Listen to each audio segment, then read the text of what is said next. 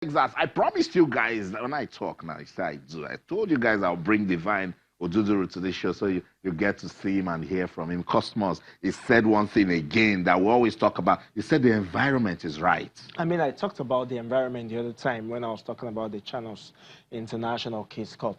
Environment is very, very important. Truth is that the environment for sports talent, trust me, there's no dearth of talent in Nigeria. But the environment for them to thrive is not particularly encouraging in this country. And, you know, trust me, if Divine Oduduru was in Nigeria, I do not think, I do stand to be corrected, and I know lots of people will fight me on this, but I do not think that he will be doing all this. I mean, trust me, we've got people that are faster. Yes, people that are faster. I work in a university environment and I see these guys. Talent everywhere. So much talent. But, you know, the little thing of motivation, of welfare, of how many encouragement. competitions? That's the thing. How many competitions? That's huge. Now, he has gone to a country that they understand what it means to have a student athlete that will break records. Now, he is the only collegiate athlete in the 200 meters that has this year that has broken. He has the fastest time this year in the 200 meters. Now he has broken a 20-year record set by Francis Obikwelu in 1999. Now he also broke Soji Fasuba's record. Soji Fasuba ran at, well, no, he didn't break it. He's the second Nigeria to run sub-10. Soji Fasuba ran 9.85 in Doha in Qatar in 2006. Now he has run and he's the fastest this year in the two, the fastest. Now imagine if he was in Nigeria, will he be able to meet that, to achieve that? I think that's a $1 billion question for the AFN, the Athletic Federation of Nigeria, and the Ministry of Sport to answer. I know, Cosmos, it's difficult. Even trying to talk about it, you know that it's difficult. Is it from Blessing Okagbare, or you want to go to Tobilola and Musa? All of them are right there in the United States. I think it cuts across the sport. Imagine Anefi Ajaga. Imagine if he was in the US during the time when he went for the Olympic in 2016. Wow. Good fighter, but just the techniques. And he has gone there now, and look at what is happening. And what we forget, each time we talk about these things, the officials of sports in this country, they don't just understand. It goes beyond talent. He just talked about how a coach told him, relax. Because the coach understands current trends, he can identify talent. Told him, we know you love the 200 meters, but we're seeing potentials. Persons won't remember that Blessing Okagbare started as a long jumper, you know, and she won her first Olympic in the long jump. She even wanted to do the 200 meters and stay with that. So someone said, no, look, relax. They help you discover your talent. Exactly. And it goes beyond that. Because you need to invest in a talent. You need to give proper attention, 100% attention. We love the story of Divine Oduduru, and that's why we're telling it. And we want the same story for Enoch Adegoke, for Joy Udo Gabriel, for all of our athletes. We want the story because we've been saying it for too long that we've been shouting Blessing Okagbare, and we need more talents to come into the mix. So hopefully this will be a motivation to the AFN to start doing the right things for talent development. Let's stay with the Athletics Federation of Nigeria. At the moment, it's not a sweet story. The International Athletics Association Federation, to be precise, May 17, 2017, the IWF, Cosmos, they were supposed to send $15,000 US. I don't know what that money was for. We need to wait for the AFN to clear what it's for, but maybe part of their grants or support to federation, you know. They were supposed to send $15,000 US. Mistakenly, they sent $150,000 US. They wrote a letter. This was a mistake. Please, can you just send back the money? The Ministry for Sports assured that they were going to send the money. During the African Athletics Championship in Asaba, they got another assurance that they will send the money. Updates, information that you can use. The IAAF, they have written to Nigeria that we're not going back and forth with you again. In 2 weeks, if you don't send this money, we're going to drop sanctions on Nigeria. The Minister for Youth and Sports, Barrister Solomon Dalong, is aware of this. The PEMSEC is aware of this. The AFN top officials, they are aware of this. Where is that money? Imagine being banned because of money. Very disgraceful. I mean, we're still having this discussion. I mean, last year, the African Athletic Champion, that one has another story. Don't even go there tonight. Let's not even go there because it will even make me more angry. Now, he made an assurance, and I'm talking about the Minister of Sports, Barrister Solomon Dalong, that that money would be paid. And he has it. Now, don't forget that he's technically not going to be the Minister of Sports in 2 weeks. That's what the letter says. He's leaving in 2 weeks. That is assuming if his appointment, if he's not reappointed. Now, he's leaving in 2 weeks. And they understand the complexities of Africans and their sports ministers. And they understand that, and that is why they have written to the AFN to tell them, give us back our money, otherwise... Did you hear the dates that this money was sent? May 17th, 2017. That makes it 2 years. And you have not refunded the money. See, there are different talks that it was the Ministry of Sports or the minister that said this, said that. We can't confirm that.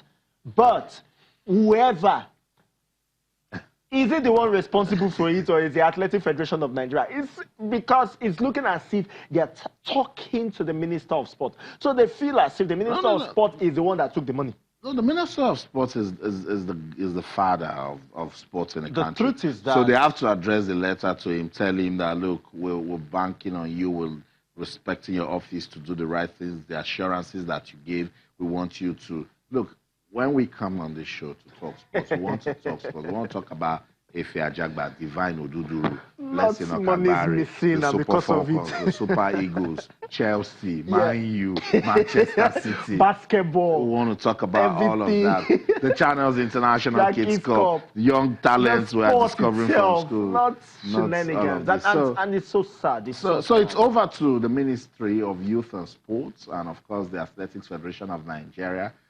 Can you guys just come together and talk about and refund the money? It's embarrassing. 2 years. I mean, it's embarrassing for two. Return this money. I know. It's so sad. It's so sad. I don't even want to talk anything athletics and so shenanigans. That's the story. Yeah, we'll have to talk about it. That's what the media does. We'll watch them to the society, and we'll continue to keep an eye on this development until something comes out of it. Let's move on with the show. Talk about proper football on the field now. Coach Gennaro, that's Super Eagles head coach. He has listed midfielder John Obi Mikel, and of course Ahmed Musa, and defenders Kenneth Omero and Abdullahi Shehu in a 25-man squad to prepare for the 32nd edition of the African Cup of Nations that will take place in Egypt. The African Cup of Nations will kick off on June the 21st. 6 other players are on standby. Let's run through Coach Gennaro's provisional squad. Goalkeepers, Francis Uzo, Ikechukwu Ezenwa, and Daniel Akpe in the last 1 year. Those are the regulars for goalkeeping. For the defenders, Olaino is making a return to the team. Abdullah Ishewu, regular in the team. Chidozie Awaziem, also there. William Trust Ekong and Leon Balogun. Those are the defenders called. More defenders, Kenneth Omero, Jamilu Collins, and Semi Ajayi. John Obi Mikel makes a return to the team. We've not seen him play since after the World Cup. He is back. Wilfred Ndidi, arguably the best defensive midfielder in the English Premier League, is also in the mix. Ogene Karo Etebo, best player for Stoke City the season that just ended. And John Ogu makes up the midfielders. For the forwards, I'll get you talking. Ahmed Musa, Victor Osimhen, Moses Simon, Henry Oyekuru, and Odion Diallo. Forwards, we still have Alex Iwobi, Samuel Carlo, Paulo Nuachu, the scored a stunner of a goal in that international friendly match against Egypt in Asaba. That's the name everyone has been talking about. What's going on? Kelechi Iheanacho is also in that list, and Samuel Chukwueze. Barcelona wants him badly on standby. Theophilus Afelokai. I agree. That's a good goalkeeper. Brian Idowu, Iko Enutin, Mikel Agu, Junior Ajayi, and Valentine Ozonwa from Cosmos. When a list of this at this level is released, there must be talking points. What got you talking? Certainly, talking point is the fact that Genotro pretty much knows his team that is going for the African Cup of Nations. Now, just two will be dropped from this. And of course, the sixth standby, the fact that there are two players that will be part of the under-20 World Cup is there as well. The fact that Valentine Ozuwanfo of Eyimba is going to be there. And of course, the Kwere Mutin, the captain of the side too, is in the standby. It's something to talk about. But let's go back to the main list. And in the main list, he kept faith with pretty much the players that has helped him, that we know. The goalkeepers, Francis Uzor, lots of people will say that he has not played any game this year. He has only played one match this year. Like Avike Chukwueze of Katsina United, that has been playing. And the other Dakpei, that has been sharing the limelight at Kaizer Chiefs with the main goalkeeper too of South Africa, is also in that one. Now, you have defenders, same of the same. Olaino has been, a regular under Genotro, Abdullahi Shehu, Chidozie Mawazim, William Trust Ekong, Leon Balogun, Kenneth Omeru, Jamilu Collins, Semi Ajayi. These are guys that have been playing for the team right from time. Now, the new arrival in the midfield is basically John Mikel Obi, because he's coming back. He wasn't part of the qualifiers and he's coming back. Now, apart from him, every other person played in the qualifier. No, I think just almost every other person played in the qualifier. Morgane Carrere, Tebo, Wifren Didi, and of course, John Ogu played in the qualifier. Forwards, Ahmed Musa, Victor Osimhen, Moses Simon, Henry Oyekuru, Odiano Halo, Alex Iwobi, Samuel Kalu, Paul Onuachu, Kelechi Iheanacho, and Samuel Chukwueze. Now, out of all these players, the only ones that did not play the qualifiers was Samuel Chukwueze and Onuachu. And of course, Mikel. The rest played the qualifiers. And of course, this is basically the team. He's sticking with the same team that has helped him to do that. Now, these are talking points. And, the question will be like, okay, why not invite more players? Why not throw it open? Why not try as much as possible for them to fight for their place? Now, when you look at this list, 25, just 2 will be dropped. Who will be the 2 that will be dropped? We know in the goalkeeping position, barring any unforeseen circumstances like injuries, none of them will be dropped. Now, in the defensive fray as well, you pretty much say that all of them will go. Now, in the midfield, certainly you will say that maybe all of them will go. So it has to do with the attack. The attack. So the competition is in the attack. Look, if you know your team, you know your team. Why not just stay focused with your team? Pick your team. And when I'm not a coach, most of our fans and viewers watching the show, they're not coaches also, but they want to understand why is Kelechi Iheanacho in that list? That is a question. That's a question. Now, the question will be based on the past season, just past season in the English Premier League, Kelechi Iheanacho should not be here. But then they should remember something. National team football is very different from club football. And the coach knows what he's saying. That is just it, basically. And as I said, so what will be what from the World Cup till the qualifiers? What could be that? Because that's the question everyone is asking. I'm wondering where they want me to. For the qualifiers for the World Cup 2018, did Ahmed Musa do well?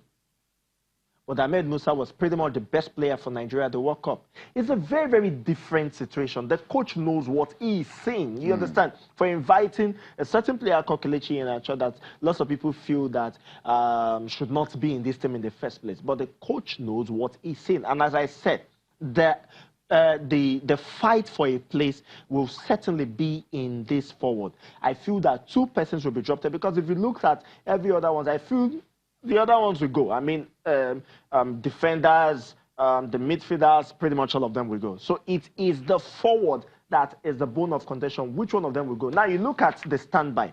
Look at the standby. Theophilus Afelokai, lots of people have been, giving talks of the fact that he's supposed to be in this team. Probably drop Francis Uzor and put in Theophilus Afelokai. But the coach understands the person he wants. Brian Idowu has not particularly been playing. He hasn't played for Nigeria since the World Cup. In fact, at the World Cup, he only played 1 game. That was in the first game against Croatia. No, he played against Argentina.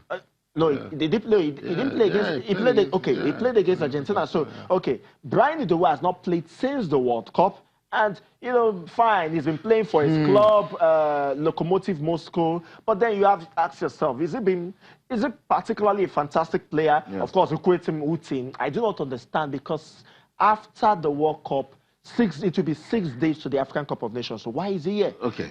So it tells you that there are talents everywhere for the Super Eagles. But the question is, how will the coach make use of these talents, particularly when you're going to drop 2 players? That's why I want you guys to come and talk to us after seeing the list. What got you talking? Ola says Iheanacho and Samuel Kalu will be dropped from the list. You went straight up to talk about those that will be dropped. Sopriye Jaja said the same thing. Samuel Kalu, he said Samuel Kalu will not be dropped. Yes, Iheanacho may be dropped. So he said. Sumbo Badmas, okay, you're just saying hi to us. Olawi Ademola said, oh my God, I missed Divine Oduduru interview. I hope you will not dump Nigeria. Best of luck to him. Okay, so you can go to our YouTube page. You can actually watch that interview. So I want you guys to talk to us more. What do you think about the Super Eagles list that has been released for the 2019 Africa Cup of Nations? Let's go on this break. When we come back, I will talk some more and then take a look at match day 20 fixtures in the Nigeria Professional Football League. Don't go anywhere. Stay with us.